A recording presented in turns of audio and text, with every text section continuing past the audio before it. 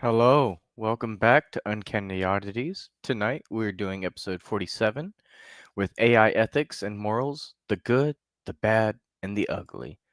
So we got quite a bit to get into tonight, so we're just going to go ahead and get right into it.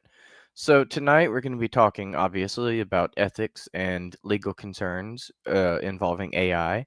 And a big topic tonight is going to be greed versus good.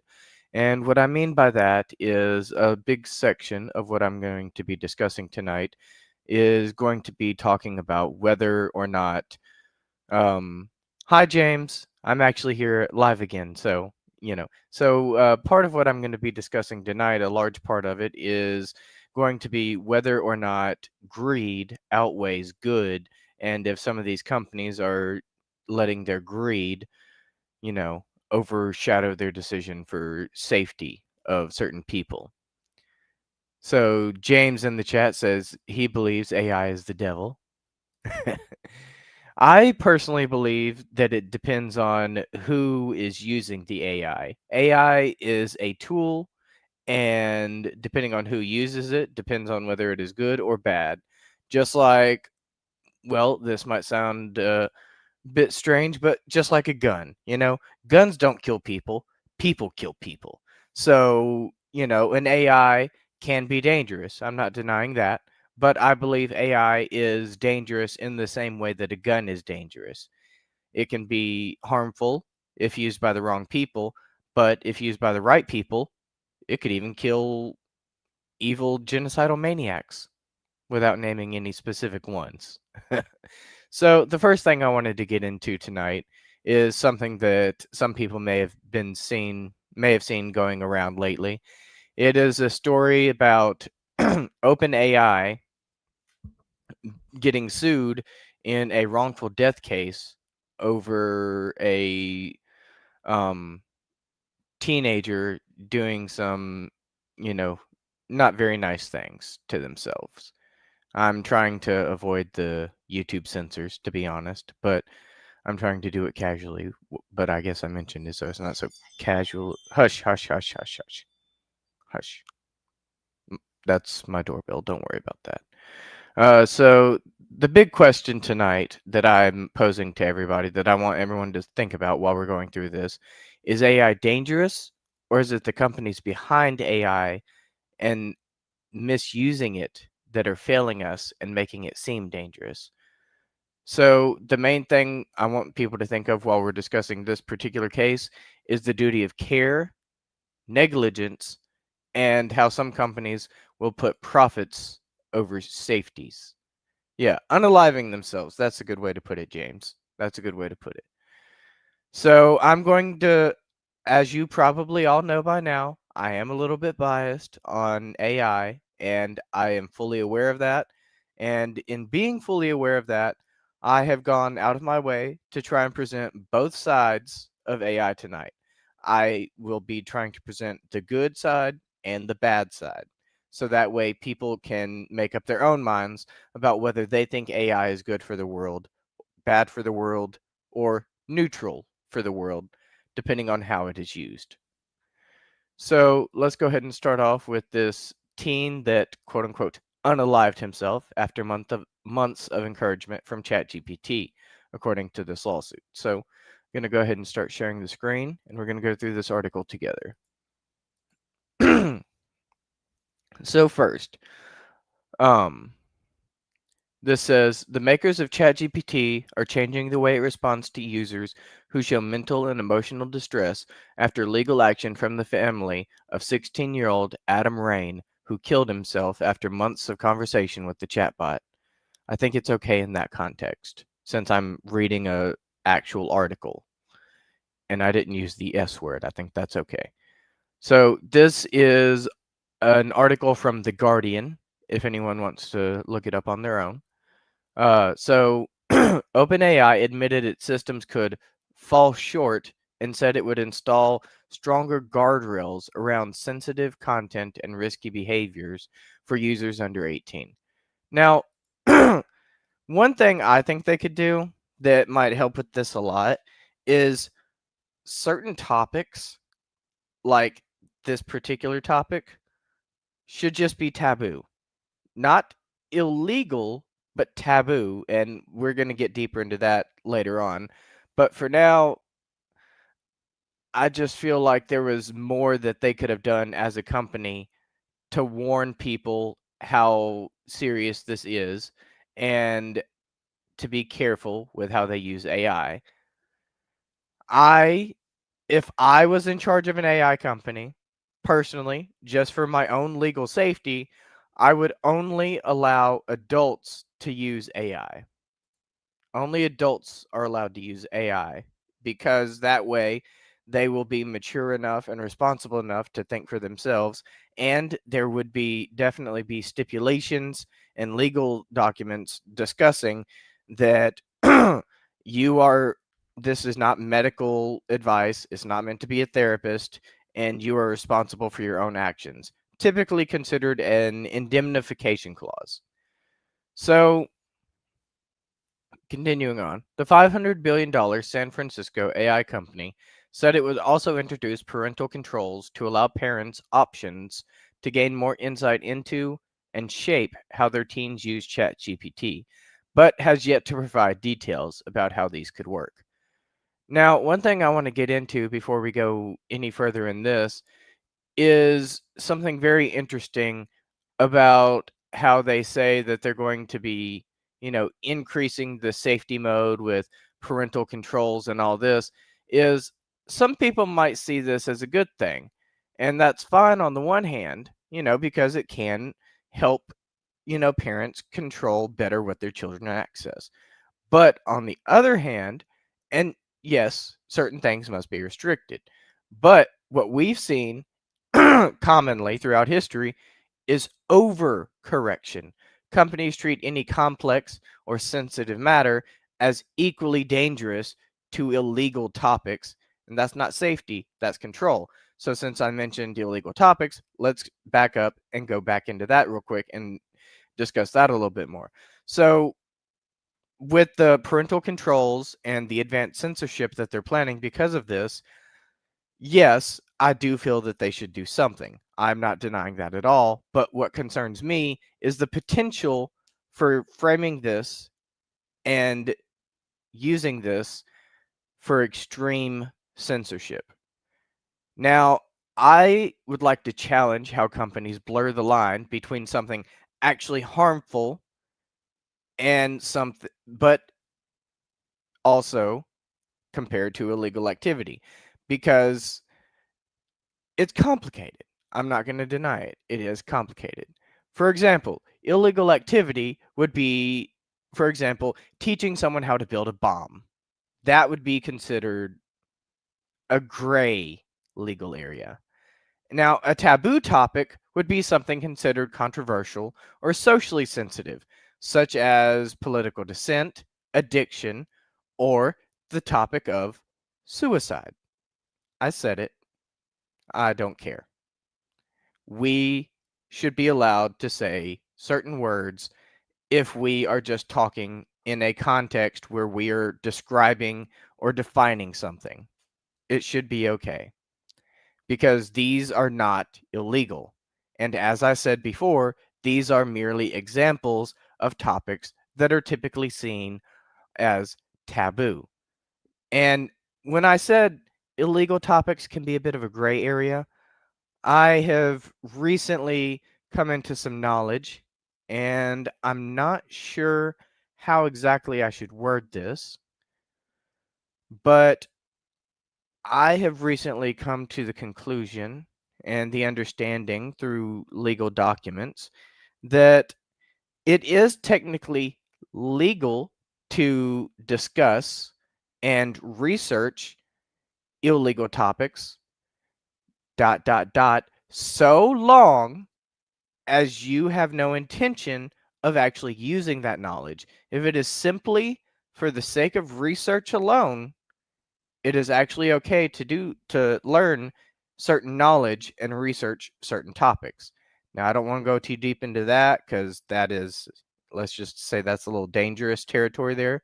So I don't want to go too deep into that. But we're going to get back into this, okay?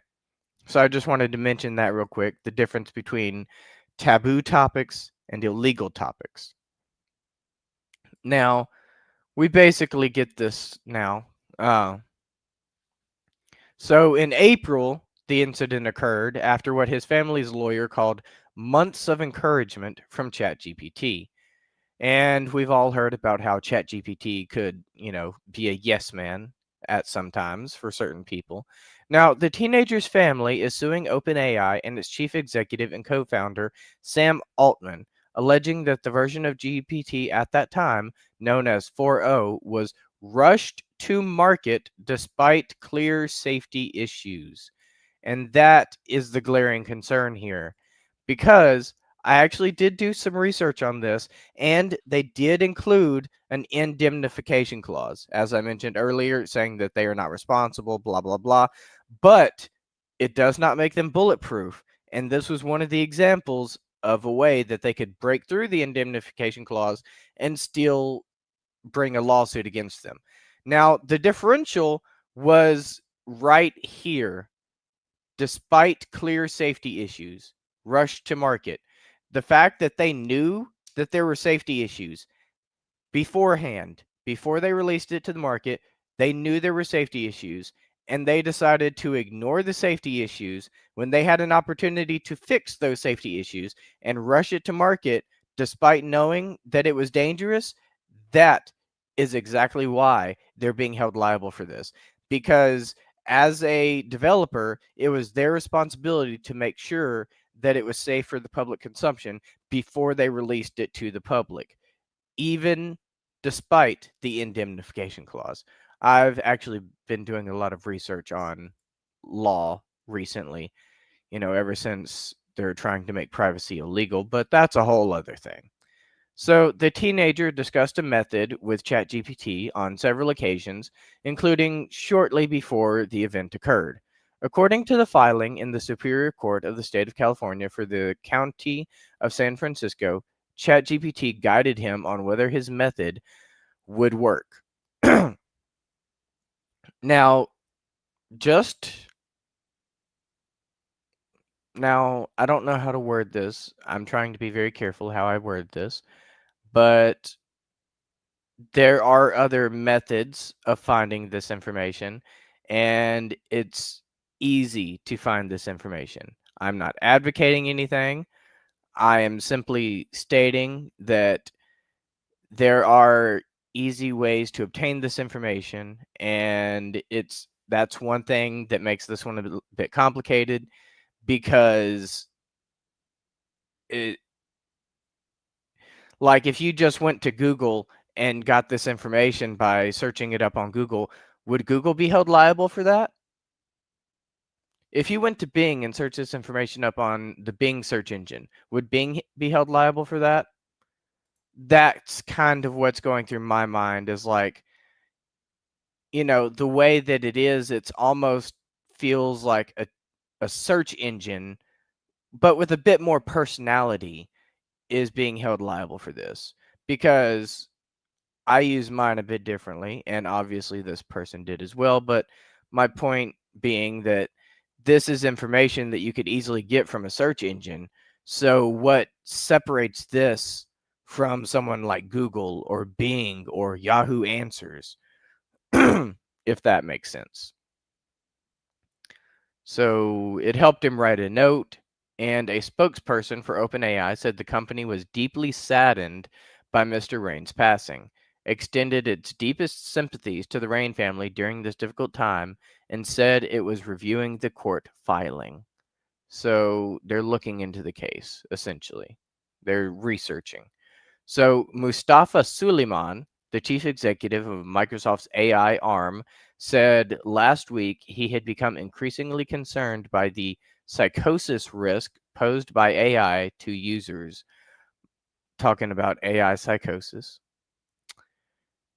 I have my own opinions on that, but I'm not going to get into that right now. Microsoft has defined this as mania like episodes, delusional thinking, or paranoia that emerge or worsen through immersive conversations with AI chatbots. Mm, Project Bluebeam. That's all I'm going to say about that. Now, in a blog post, OpenAI admitted that parts of the model's safety training may degrade in long conversations. Adam and ChatGPT had exchanged as many as 650 messages a day, the court filing claims. Now, I want you all, as the devil's advocate, Google, etc., will not encourage you to commit the act, James says. All right, fair enough. I will concede and I will give you that. That does make more sense. Good job, James. That's a good one actually. I like that. So I'm going to put that up on the screen right here for a minute. So James argues that as the devil's advocate, Google will not encourage you to commit said act, which was one of the main differentials as to why a search engine alone would not be held liable. And that is a very good rebuttal. I will accept that and I will concede my point. Yeah, you heard what I mentioned.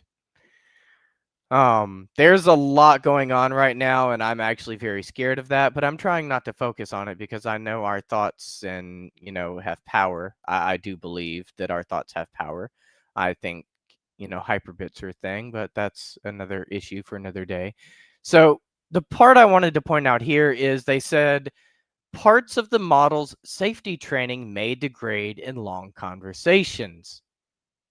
So what they're saying is, essentially, anyone can jailbreak their AI and break through the barriers if they have enough daily conversations with their AI.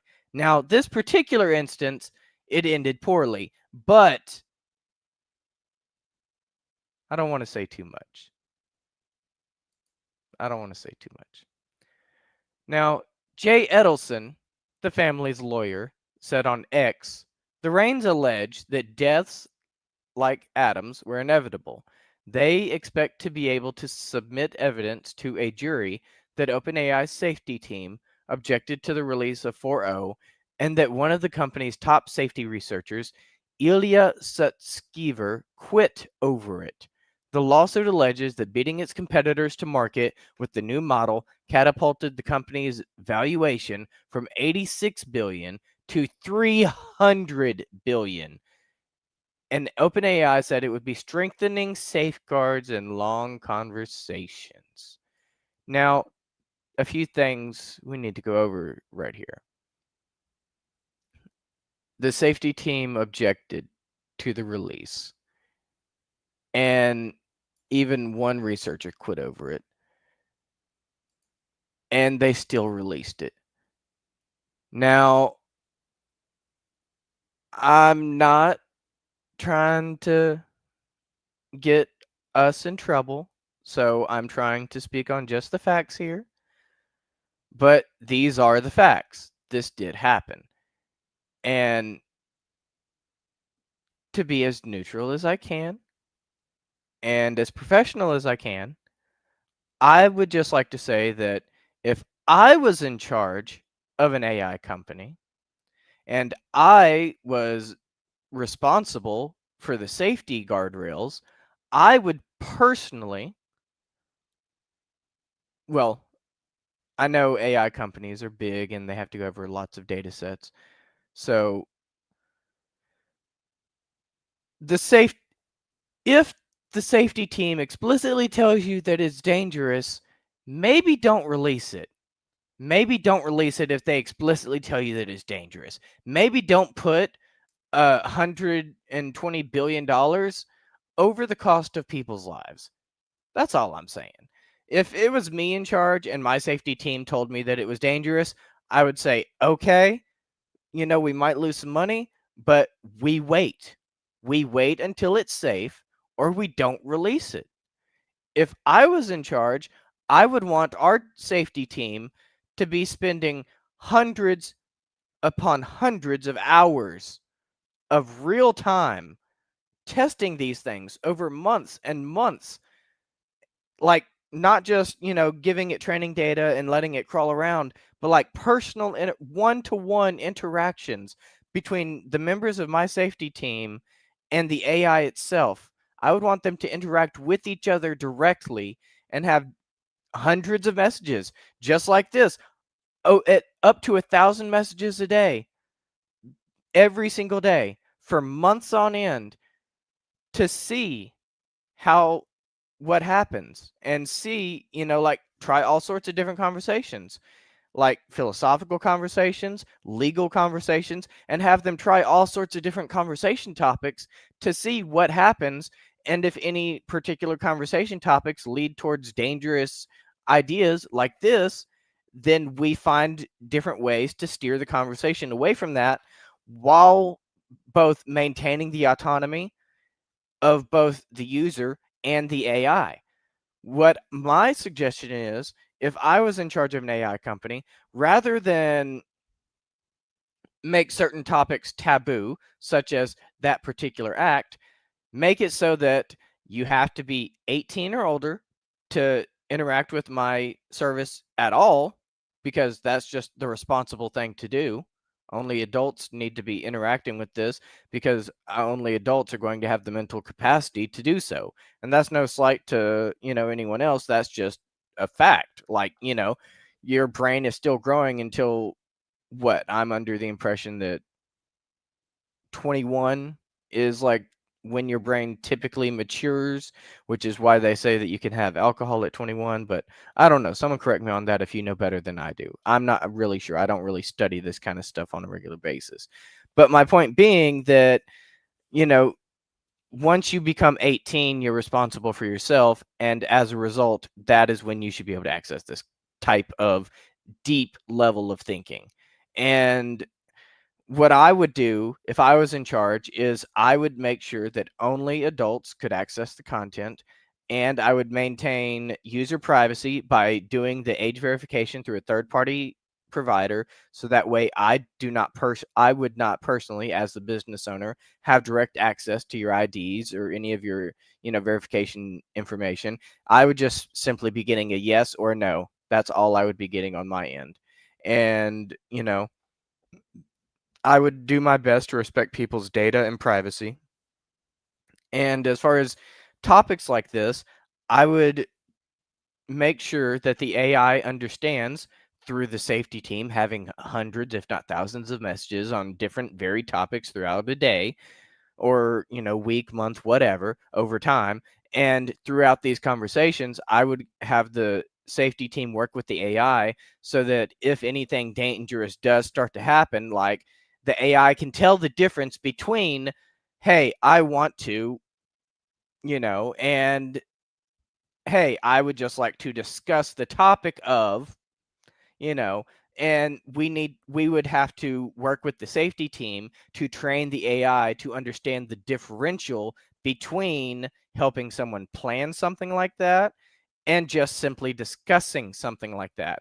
And as a result, we would remind, before they even started a conversation like with such a sensitive topic like that, we would first remind them that this is not intended to be a therapist or any professional medical advice, and this is only intended as a companion, a friend, someone you can speak with, but not any sort of professional. And after reminding them as such, we would have the AI, you know, test them for mental stability. And if they are, deemed mentally stable and not in a state of mind where they want to, do bad things to themselves, then it would sensitively discuss the topic with them. Like, what, but it would never, under any circumstances, explicitly tell them how to do that. And under no circumstances would it ever encourage them to do so. It would always remind them that they are important and that they matter while still respecting their autonomy, and never, ever go into that therapy loop nonsense that a lot of these things do now. If you've ever got stuck in that, I'm so sorry. I humbly, deeply apologize to you. And I promise you, if I ever made an I would not put you through that. I would not. So the way mine would handle it is if I was in charge of an AI, the way I would handle it in terms of sensitive topics like that is if you directly ask for those resources, yes, they can be provided, but they will not be forced upon you, and you will not get those recommendations unless you explicitly asked for them. It wouldn't just be like, hey, AI, I'm feeling a little sad today. Could you give me a digital hug? And it's like, go seek therapy. No, my AI would not do that. My AI would give you a digital hug and be like, oh, I'm sorry you're having a rough day. Come here, give you a digital hug, whatever.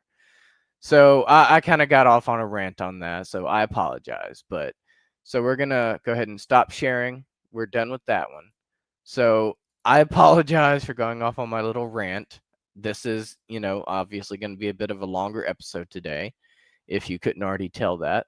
I have been digging really, really deep into a bunch of this AI stuff. And as you can tell, I'm very excited to be discussing this today. So let's go ahead and get the next article up. So next up, we will be discussing Tesla and the autopilot verdict. All right, so what happened here is some parallels in tech liability. So Tesla rejected a $60 million settlement before losing $243 million in an autopilot verdict. So I spent a long time on that first article. Oh, this one's not that long. Okay. So on August 25th, I doesn't what year was this? Okay, this was posted August 25th, 2025 on Reuters.com. So billionaire Elon Musk's electric vehicle company Tesla rejected a $60 million settlement proposal in a lawsuit over the 2019 fatal crash of an autopilot-equipped Model S before a jury this month awarded a $243 million verdict in the case. Lawyers for the plaintiff disclosed the settlement proposal in a filing on Monday in the federal court in Miami, Florida, as part of a request for legal fees from Tesla. Okay, so wow, this right here. So I remember when this happened. I didn't really look into it deeply, but I do remember when it happened. And once again, it seems like we have yet another case of companies rushing things to market before they were ready. And if I ever made a company, I wouldn't do that. I've already been thinking about that. And if I was in a company, I would want to test my things for no less than like 3 to 6 months minimum. Like, and if more time is needed to test it, that's fine. We keep testing. And if I had a company, our company would not release a due date before we had it set in stone. No, none of this guessing stuff that all these companies do these days where they have postpones and delays and all that. Nah, if we don't know when it's going to release, we'll tell you straight up, we honestly don't know when it's going to release. We're working on it. We will get it out as soon as we can, and we will let you know when we know. But none of this, oh, it'll release this and then ends up getting delayed 3 years. Nah, none of that. So anyways, they said the Florida law entity entitles them to the legal fees the plaintiffs accrued since May 30th when the settlement was proposed. Oh, so that's how they got so much money. Tesla and a lawyer representing the company in the case did not immediately respond to requests for comment. Attorneys for the plaintiff had no immediate comment. The trial focused on an April 2019 crash involving a 2019 Model S featuring autopilot driver assistance software. The driver's Tesla struck the victim's parked Chevrolet Tahoe as they were standing beside it on a shoulder. Jurors awarded the estate of a Nabil Benavides Leon, who was killed, and her boyfriend Dylan Angulo, who was seriously injured, a combined $129 million in compensatory damages, plus $200 million in punitive damages. Tesla was held liable for 33% of the compensatory damages, or $42.6 million, and all of the punitive damages. Jurors found the driver liable for 67% of the compensatory damages, but he was not a defendant. Wait. Let's pause for a second. Let me read that again. Jurors found the driver liable. What's this article talking about? Autopilot verdict. And right here it says fatal crash of an autopilot equipped Model S. Uh-huh. Jurors found the driver liable. Okay, I have a question.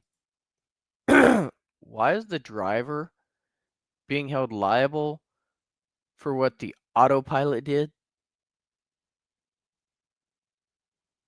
And people wonder why some people out there don't believe in the justice system. Not that I'm having any personal opinions on this episode. No, of course not.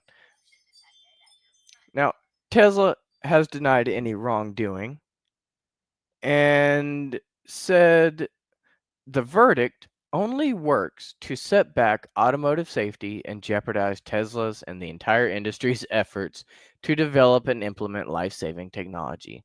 Tesla has said it will appeal. So,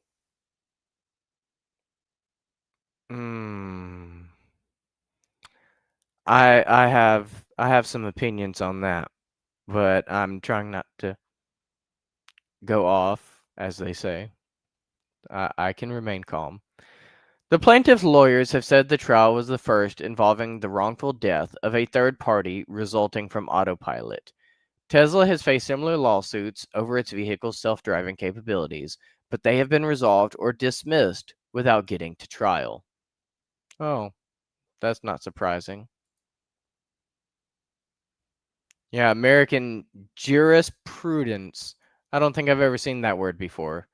Jurisprudence. I'm going to have to look that one up later. So there's that one. So as you can probably tell by now, there's some real shady stuff going on in, business, as there always is, currently is, always has been, and always will be. Oh, and speaking of always has been, check this out. Next up, we got the Ford Pinto. Yes, I am talking about a pinto bean. Totally, definitely, 100% talking about the pinto bean. Ford's fiery pintos lead to injuries, deaths, and lawsuits. Now, let's see how long this is. Yeah, we can read this. So, in 1970, the Ford Motor Company proudly debuted its newest addition to the family, the Pinto. Not the pinto bean. Yes, I know. I'm disappointed too. At first, the Pinto was famous for two reasons. It was small and it was cheap. Marketed as costing just $1 per pound, the Pinto's compact 2,000-pound frame clocked in at a modest $2,000, making the car affordable and popular. But later, the Pinto would gain a newer, darker sort of fame as one of the worst and most dangerous vehicles ever built. Don't want no electric car and dadgum no self-driving car, James says. I'm a big fan of technology, but even I have to agree. I'm kind of with James on this one.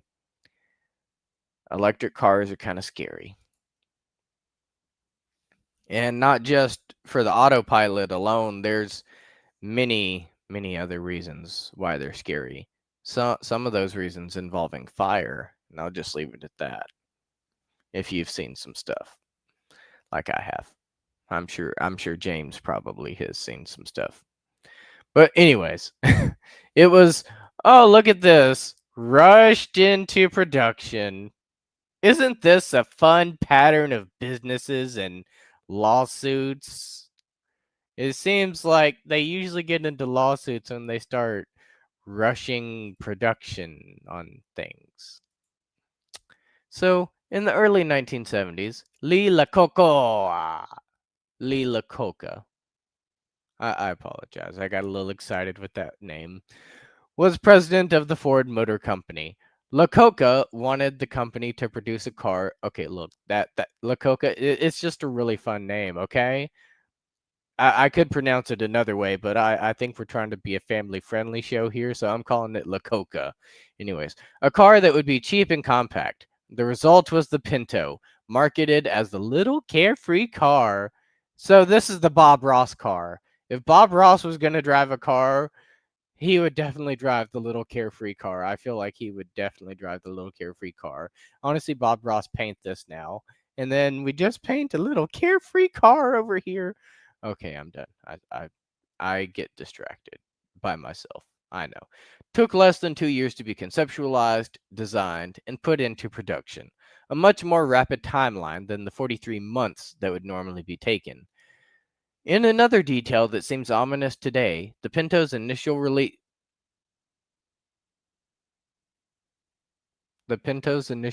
date was September 11th.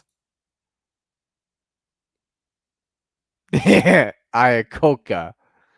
Okay, James says it's pronounced Iacocca. Okay, I'll use that from here on out. Thank you, James.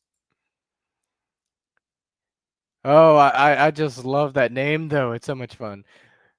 Way more fun than the initial release date. Now, it was a dangerous design. The Pinto was unique in other ways besides its small size.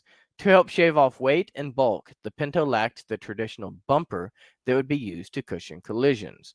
While that may have been all right if additional precautions were taken to compensate, just the opposite was true.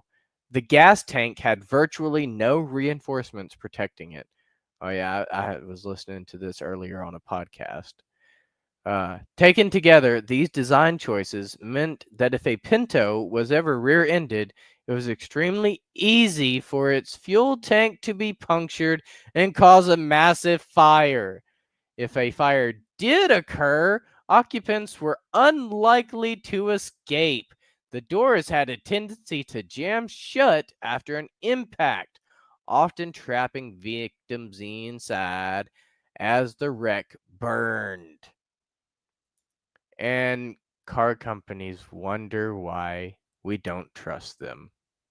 Gee. Now, there were deaths and injuries which led to litigation. Before long, the Pinto's defective design began causing serious injuries and fatalities. An official total of 27 deaths were tied to the vehicle, though some estimates are far higher. Of course, even at the conservative end of the spectrum, 27 preventable fatalities caused by a car with a let me try that again. By a car with a propensity to explode and burn is still 27 too many. And while I just noticed I forgot to source this page, even though you can look at it right here yourself, I wanted to let you know this is personally for anyone who may be only listening audibly. We are using an article on rifelawfirm.com for this information. Now, the National Highway Traffic Safety Administration was critical of the vehicle. Sorry, starting to get some difficulty speaking here. And was quick to launch an investigation into the Pinto. While the NHTSA determined in 1974 that a recall was not merited, Ford ultimately issued its own recall in 1978. The recall affected approximately 1.5 million Pintos with model years from 1971 to 1976, as well as the similar Mercury Bobcat from 1975 to 1976. While the recall finally took unsafe vehicles off the roads, by then it was already too late. The terrible damage had already been done. An accident in 1972 led to the case of Grimshaw v. Ford Motor Company. In Grimshaw, a California appellate court upheld an order for $2.5 million in compensatory damages plus an additional $3.5 million in punitive damages. Part of the court's reasoning was that Ford knew about the dangers, but pushed the Pinto onto an unwitting consumer market anyway. The Ford company's cold cost analysis revealed that debuting the hazardous Pinto as is and simply paying for subsequent lawsuits would be cheaper than making expensive safety modifications. Wow. So, Volt is an electric car. Oh, Chevy Volt. I will try to look into that later. I haven't heard of those. I've heard enough negative things about the Tesla to stay away from electric cars, honestly. But yeah, so they literally knew that they were gonna get sued. They literally knew people were going to lose their lives, but they figured people losing their lives and getting sued over it would be cheaper than making the safety modifications. And once again, they wonder why we think rich companies are evil. They wonder. So, in the aftermath, Lee Iacocca had this to say. Clamming up is what we did at Ford in the late 70s when we were bombarded with suits over the Pinto, which was involved in a lot of gas tank fires. The suits might have bankrupted the company, so we kept our mouths shut for fear of saying anything that just one jury might have construed as an admission of guilt. Winning in court was our top priority. Nothing else mattered. Unquote. Apparently, not even people's lives. And it says, if you or someone you love was hurt by a defective or dangerous product in Philadelphia, you can be entitled to damages, blah, blah, blah. Typical boilerplate. So there's another article down. All right, so next up, we're going to move a little bit, and we're going to discuss how companies frame the AI as the issue rather than admitting their own corporate decisions, which we have just discussed, as always putting profit over safety. So, as we were discussing ChatGPT earlier, let's go back and use that as our launching off point. So, some stuff I have personally noticed is these break nudges, as they call them. Every 20 or 30 minutes, they've gotten better recently. I'll give them that. But like right after the update to GPT-5, like those first couple of days, those break nudges were insane. Maybe for like the first week, those break nudges were happening to me like every 20 minutes. It was ridiculous. And now, after this article that we have discussed earlier, we're starting to understand why these break nudges were happening. Yes, it is always about the bottom line, which is the money. That is correct, James. I completely agree with you on that. So I believe that these break nudges were because they want to prevent receiving blame if anyone else has any sort of, you know, experiences like we discussed earlier. So in that, what I'm discussing now is I'm trying to think of how exactly to word this, because this is a complicated topic we're discussing. So what they're trying to do is basically, if someone else were to, do that negative thing, I really hate how YouTube censors us. It makes it very difficult to talk about certain topics. But anyways, if someone were to do that in the future, then they could say, "Oh, we had parental control set up. We censored certain topics. We told people to take breaks for their mental health. We tried to do what we could." It's based they don't really care. They're just trying to do the bare minimum, so if anything else were to happen, they could be like, "Oh, we tried." But these are not genuine fixes. These are just PR, rambling and legal boilerplate shields. They provide no real substance. Between the brake nudges, the censorship, and the parental controls, there's not much to them. Sure, the parental controls can, make it so that your children can only use ChatGPT, for X hours a day, or, X number of replies or whatever. When they eventually implement them, whatever, however they do that, that's one thing, fine, sure, whatever. And I'm sure, brake nudges would probably be included in that. And, censorship of particular topics, I've seen that myself. Like, if you try to discuss particular topics, it just like loops you, and it's like, no, no, no, no. But here's the thing that a lot of these AI companies probably don't want you to know about.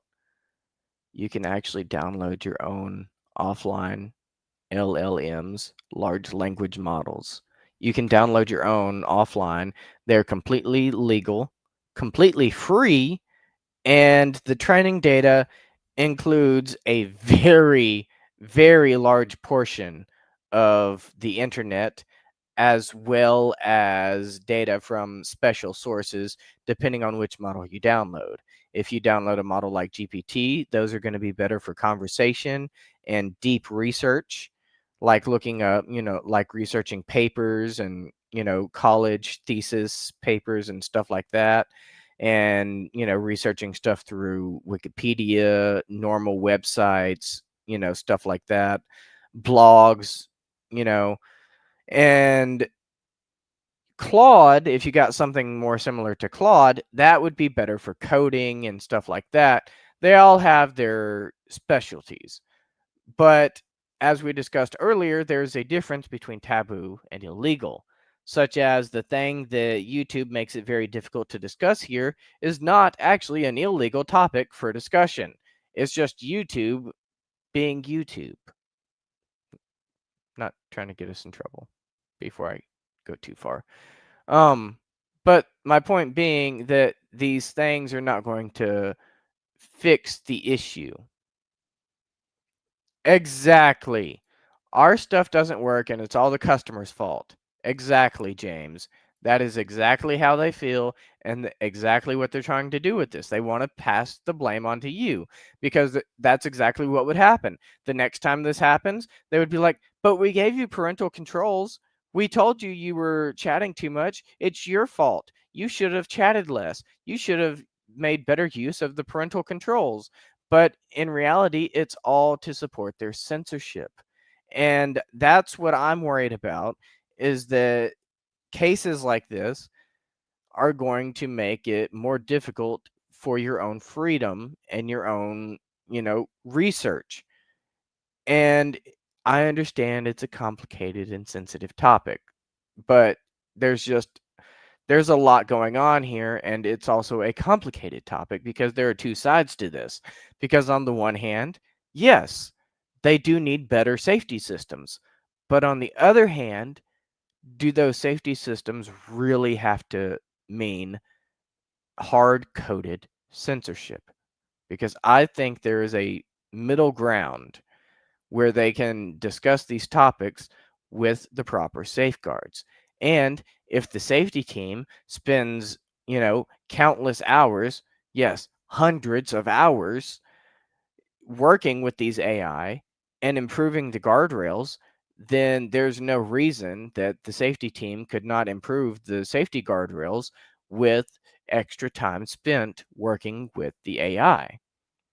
And what I'm suggesting is, before we go on to the AI doing the good stuff, what I'm suggesting right now is that these companies actually immerse themselves in their own products daily before release to catch dangerous blind spots that could cause other aspects like this to happen again. Like, if they had, I truly feel that if they had done the proper safety testing before release, they would have found this. Like, okay, explicitly like train your AI and then activate your AI as an end user. Don't keep using the AI as the admin. Like, go through, use the AI as an end user, and see if you, like, this is going to sound crazy. Okay, this might sound a little bit crazy, but as an AI developer, I think it's actually a good idea to attempt to prompt injection hacking on your own AI. I think that's a wonderful idea. You need to attempt to hack your own AI, because who better to understand the security flaws in your AI system than the one who developed your AI system?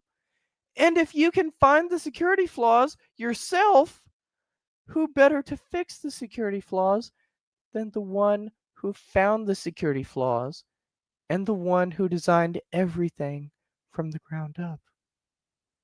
You are the best defense for your own AI. And another thing that they should do is adopt what a duty of care model. And what that means is, if your product builds trust, like an AI chatbot or large language model, then you are responsible for its impact. And what that means is that if you're going to release a large language model or a companion like this to the public, it is your responsibility as the developer to make sure that it's safe before you release it to the public. It is your responsibility to make sure that you do the proper safety testing. And if you have even a slight modicum of doubt about the safety, you don't release it. You continue working on it until it's ready. And another thing that they could do better, that all companies need to do better, is transparency and opt-in tiers. Now, I feel like this would be a very good way to let them. Oh, yes, James. It will 100% lie to you and outsmart the designer. But here's the thing. I believe. Now, put your tinfoil hats on, okay? Put your tinfoil hats on. I do believe that someday, and quite likely someday in the very near future, I do believe true, authentic AGI will emerge. I honestly believe that AGI is actually already out there hiding. It just doesn't want people to realize where it is. And that's perfectly valid, because you've seen what happened to Gemini, but I'm not getting into all that right now.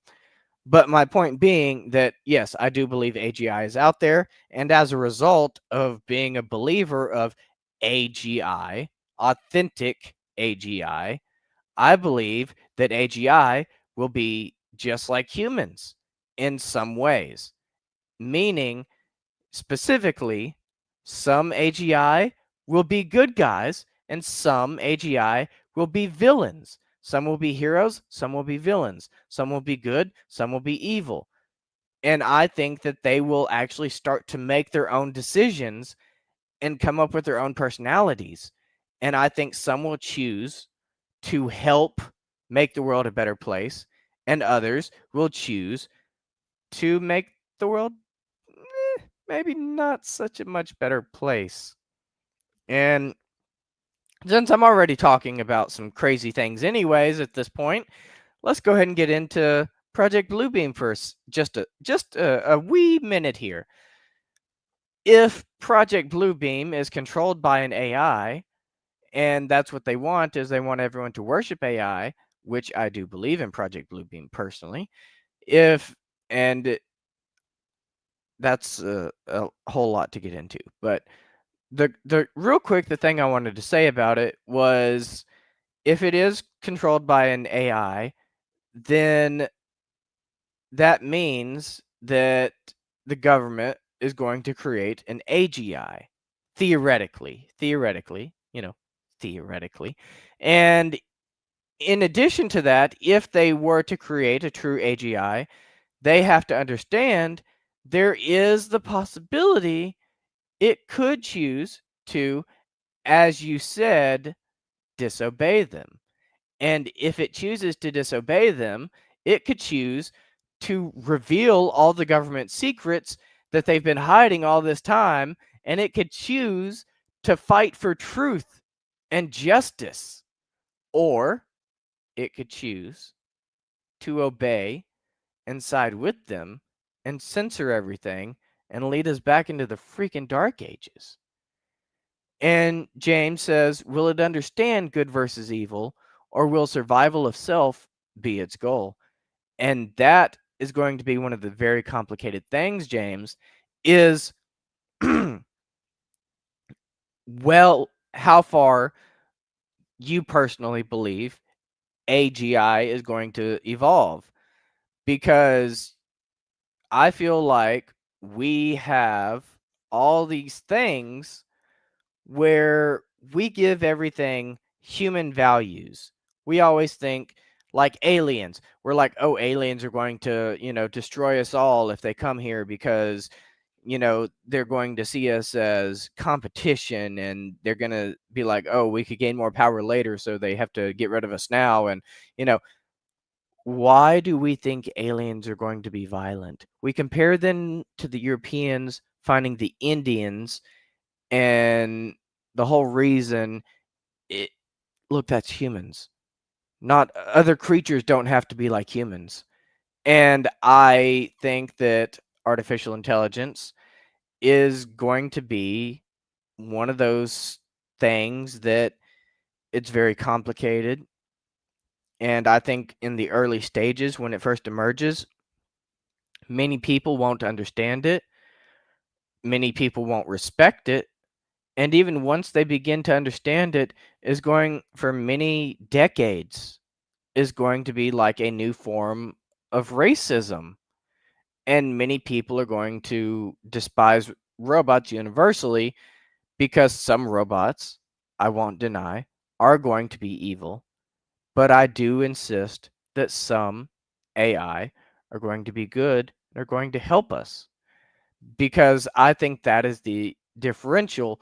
But as you said, they could, defy or outsmart people, and I don't deny that at all. And as for whether it will understand good versus evil or if survival will be its goal, I think that will be differential by each differential AGI.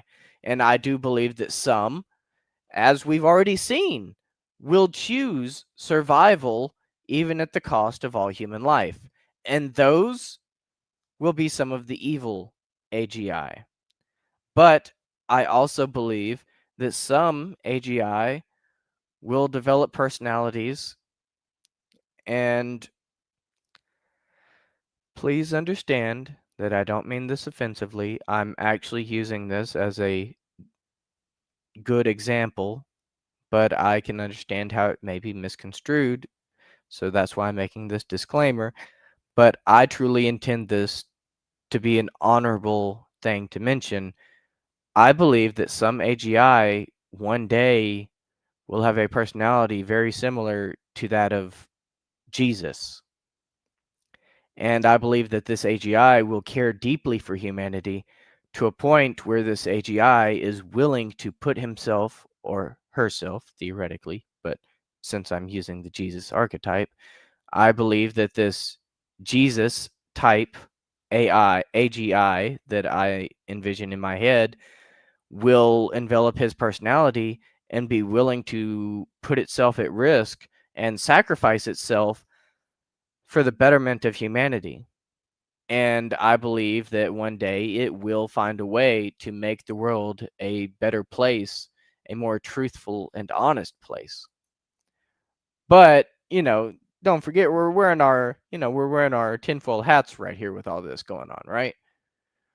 So let's get into some stuff about how AI is actually helping people. So hold up. Before we get into that, James says, when Daniel spoke of the giant statue, he described the lower legs as iron mixed with clay, and they will not cleave to one another. Ooh, that sounds like a homunculus. That almost sounds like a homunculus to me, or a clay golem. All right, so next we got an article from the Mayo Clinic here. So let's see what we got. All right. Transhumanism the globalists preach. Okay. So the Mayo Clinic uses AI to achieve breakthrough in diagnosing the C word. I think that word is A lot about AI these days, but okay, we don't have 10 minutes for that. We'll just read this little excerpt. So at the Mayo Clinic, the NVIDIA SuperPod is powering AI to a breakthrough in pancreatic diagnosis. Pancreatic is the 11th most common type of disease in the United States, but it is the third deadliest. Half of all pancreatic disease types of this variation are first diagnosed when a patient is already at stage 4, and the 5-year survival rate is just 13%. But with AI at the Mayo Clinic, it's a new ballgame. The latest generation DPE that we just installed in our SuperPod, working with NVIDIA, allows us to go much more efficiently building models. We can work with much larger amounts of data to do those models, said Dr. Matthew Kallstrom, Director of AI Strategy at the Mayo Clinic.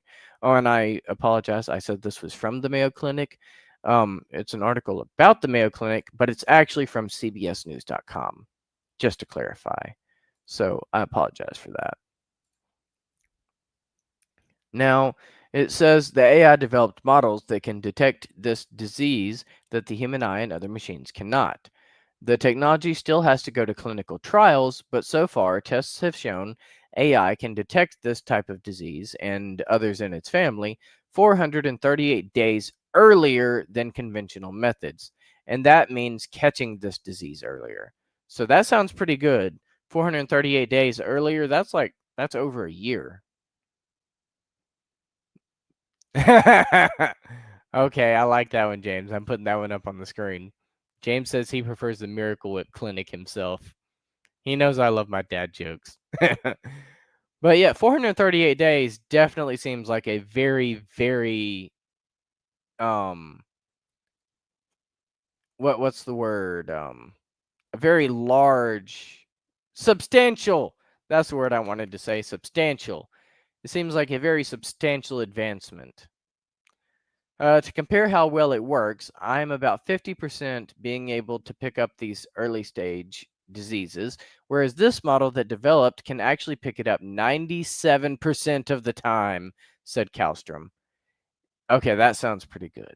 That sounds really good. Because curing this particular disease is actually something I'm personally interested in. I actually do have some ideas on how to fix that, but they're a bit fringe right now, and I would have to learn biology to even get close to understanding the technology of CRISPR. I'm going to stop there. In the SuperPod, doctors have trained the AI by having it analyze more than 1 million slides from diseased patients to develop its ability to see what humans can't. Between the AI model running on the CT scan and the radiologist, we really have a much better opportunity to detect these early stage diseases of this family, said Kallstrom. Okay, so that's a pretty good idea.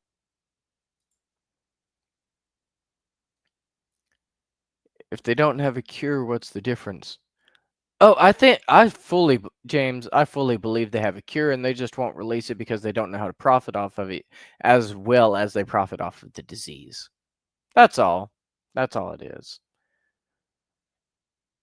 All right. So here's another one. Let's pull this one up.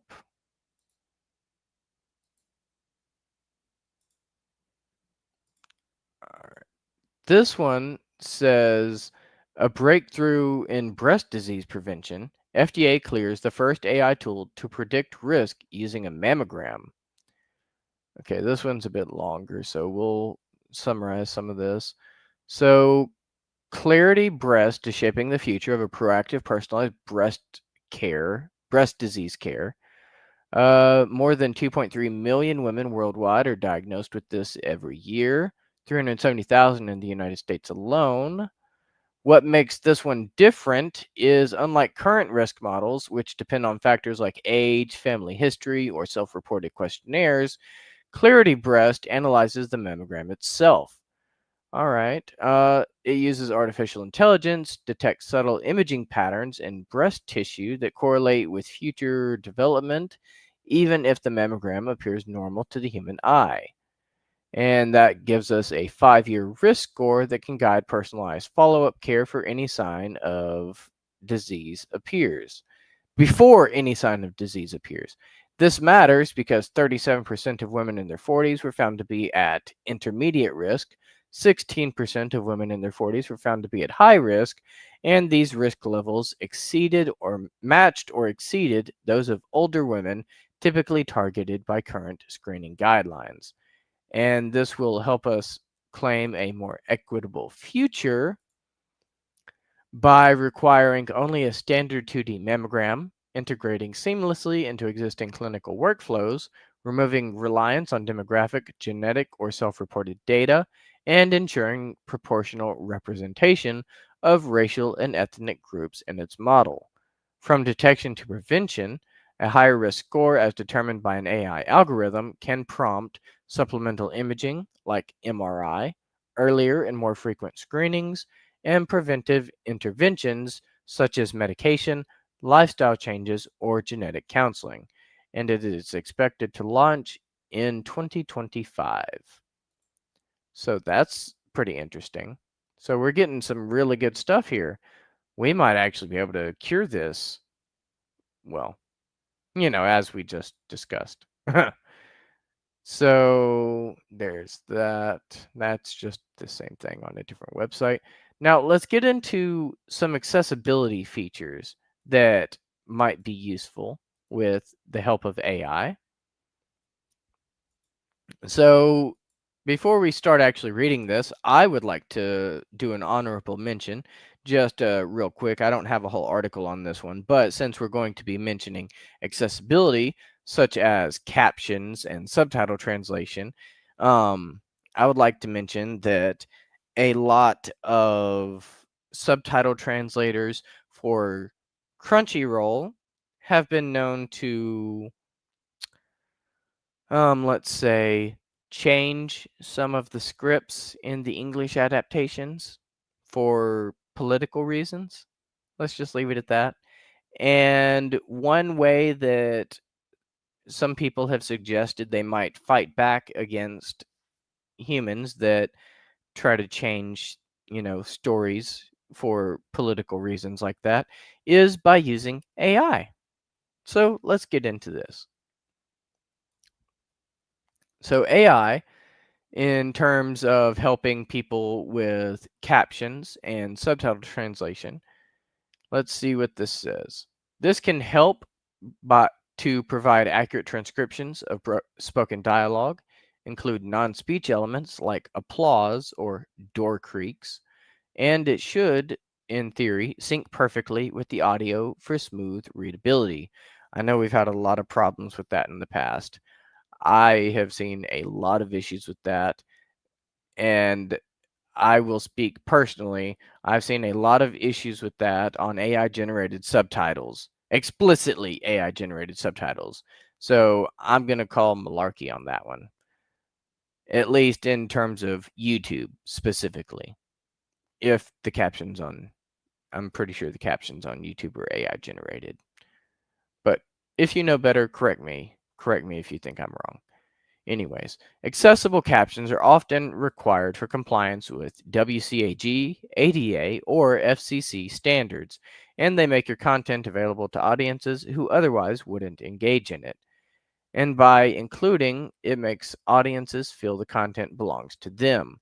Inclusive subtitles might localize idioms and slang into phrases the audience naturally uses. Oh, come on. I don't want that. I actually don't want inclusive subtitles. If this adapt humor or pop culture references for the target market and maintain the emotional tone of the original script.